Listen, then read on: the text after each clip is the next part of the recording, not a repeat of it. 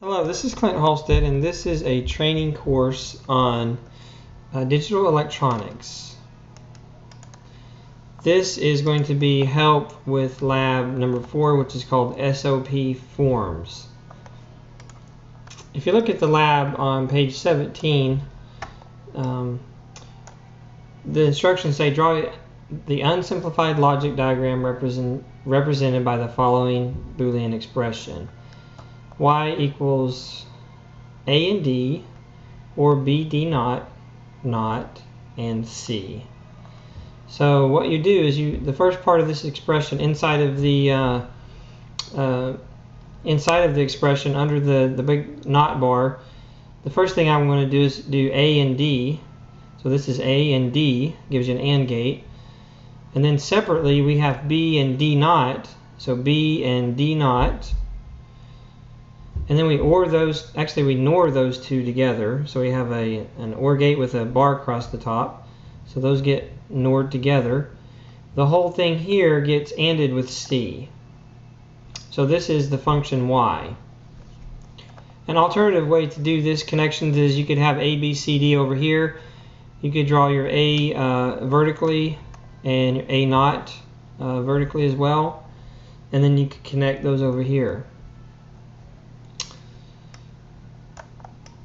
If you go to part 2, it says that you need to actually connect that circuit. So in order to do that, we're going to take our Quartus 2 software and we're going to double click on that. And our software is going to come up. And what we need to do is create a new project. Before we create the new project, what I like to do is always go and find out where you want to store your project at. I want to put mine in a certain location. So what you do is you bring up your Windows Explorer. You can hit the Windows key E to pop up a new window if you want. And then you can go to, in my case, I want to go to Digital, Labs, Lab Source, and this is where I want to store my project in my Lab Source folder. So what I'm going to do is create a new folder, right click in the blank area over here.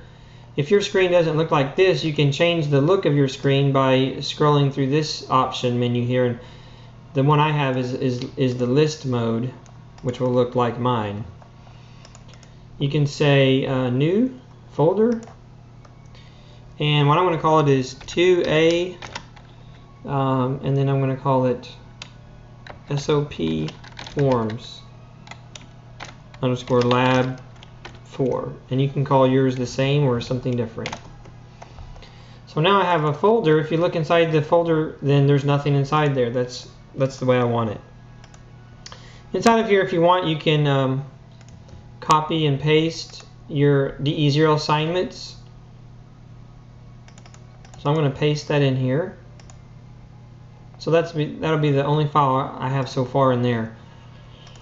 I got that file, I actually created that file myself, and I put it on the website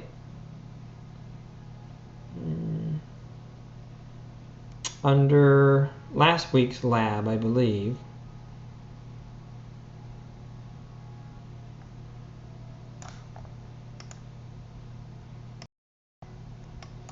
So that will be found actually in week 4 DE0 assignments. So you can download that file. So now that I have all my folders and files where I want them to be, I have my folder created, I'm going to say, go to Quartus and say new project. Okay. Next. This is where I want to use the ... to point to my new folder. So you have to browse in your Windows Explorer to the folder that you just created. Labs, Lab Source, and I called mine 2A SOP Forms Lab 4. Select folder. I'm going to call the name of all my projects top, just to let it know that that's the top level file. From now on, I'm always going to call it top. You can call it main, you can call it whatever you want. It doesn't really matter as long as you put a name in there. Hit next. we have the Cyclone 3 FPGA. We have the FPGA package that has 484 pins and is a speed grade of 6. We select the very top part, say next, next, and finish. That's the way you set up a project. Now your project is pointing to the folder that I specified, but I still don't have a place to draw, so I have to say File, New, Block Description File.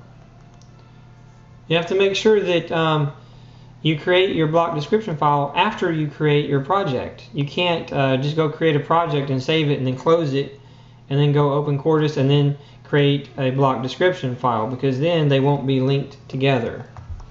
Now they're linked together. What we want to do is draw this schematic inside of our Quartus software.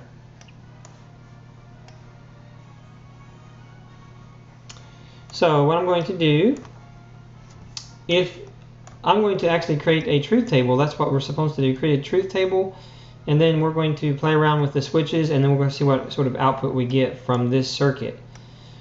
So I'm going to name my signals D, C, B, and A up here, but I need to assign those to a switch. So I arbitrarily assigned it to switch 3, 2, 1, and 0. I wanted switch 3 to be my most significant bit and switch 0 to be my least significant bit. Doesn't really matter how you do it as long as you are consistent in how you do it. So if I remap switch 0 to A, switch 1 to B, switch 2 to C, and switch 3 to D, then I have those in parentheses here on the screen, if you can see that. Now what I'm going to do is draw this in Quartus. So I need to put down switch 0. I need to put in some inputs. So I'm going to put an input there, here, here, and here. And then I'm going to place an output over here. I'm going to name that switch 0, 3, 1, and 2.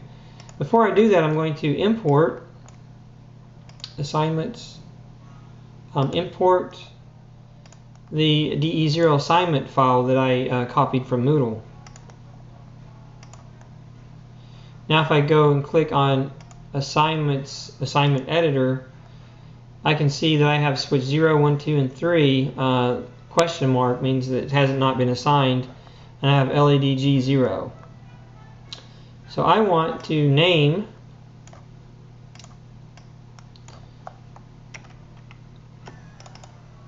my pins according to this schematic. So switch 0 will be first. Switch 0. Next one down the list is switch 3.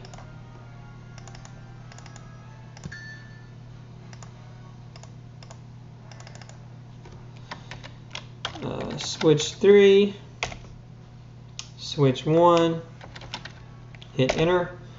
And switch 2. Notice that if I enter it, it jumps down to the next one, which is kind of a quick way of doing it. I want my output to be called,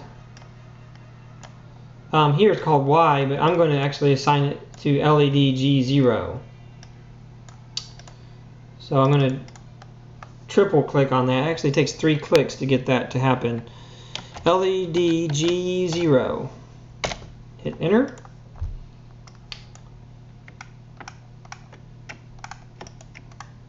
Okay, now I got my inputs and my outputs. Now I need to go ahead and draw my 2 AND gates, a NOR gate, and another AND gate. So I hit the little AND gate symbol. I go to primitives, logic, and 2. So I put 2 of those down. Actually, I'm going to put 3 of them. See here I have 3, and then I have a NOR gate in the middle. Escape, click this again. I'm going to click over here and then hit N, and that'll jump down, and then I can select, roll my mouse, and select NOR 2. I'm going to place that right there. And I know that I also need a NOT gate or an inverter. So I'm going to click here and type in, and I'm going to find a NOT gate. I'm just going to place it up here for now. I actually need to stretch this out a little bit, so I'm going to select all of these and kind of move it out a little bit to adjust. So I need to have this wired up. So I'm going to look at these both at the same time.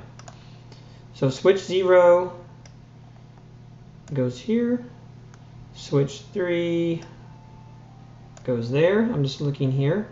Switch 3. B, switch 1 comes here. You click and hold, and let's see. These two outputs get wired here.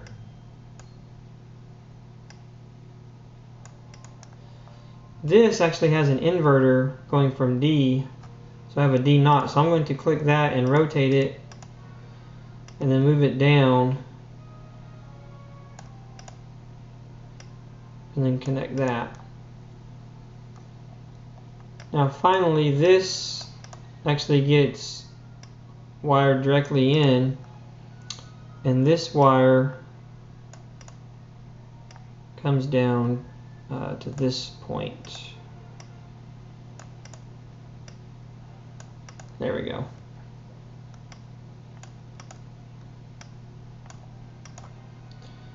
And then the output goes there.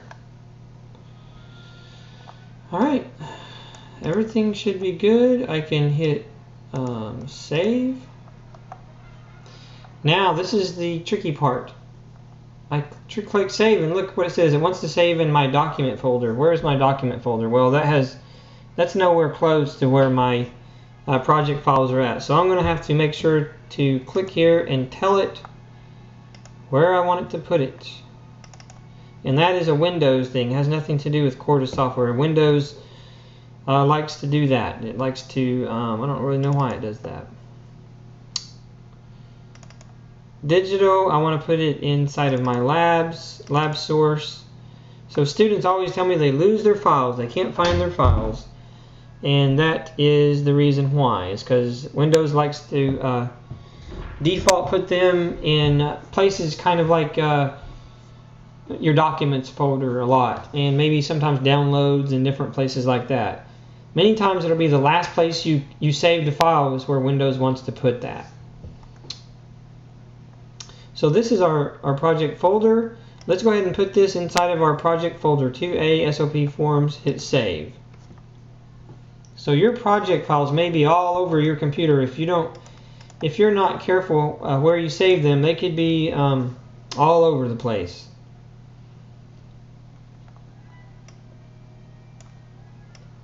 So you just have to pay attention. Okay, so now that we got this drawn in, we can hit the run button, start compilation.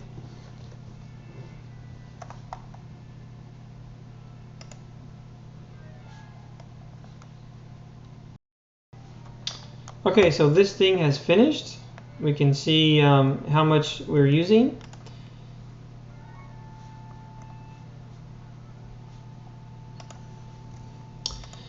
So we can go back to our assignment editor. We can see what pins got assigned, LED G0, everything looks good.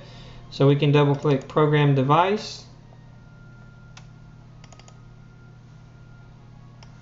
This window pops up. We can expand it out if we want. Make sure you have a USB blaster. Make sure you have your board turned on.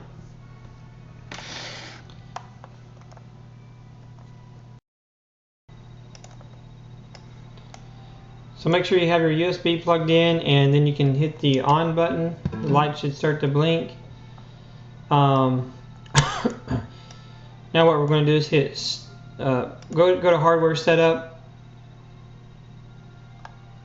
If you haven't already done this, you can go from no hardware to USB 0. Hit close. It should say USB blaster USB-0. If it doesn't say that, then it's not detecting your driver or your cable or your USB that should be plugged in. Make sure it's plugged in. Make sure you have the power connected to it. There's a power connector here and a USB. So there's two things you have to plug in, you have to turn it on. If you hit start, so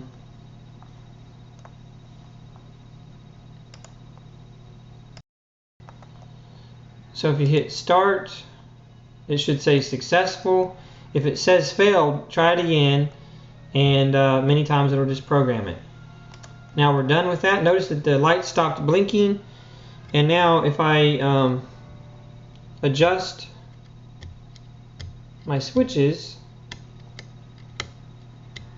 then I can eventually get one of them to turn on. And so that's what I'm looking for. Now with the switches down, that's 0, 0. If I turn the LSB up, that's 0, 0, 0, 1.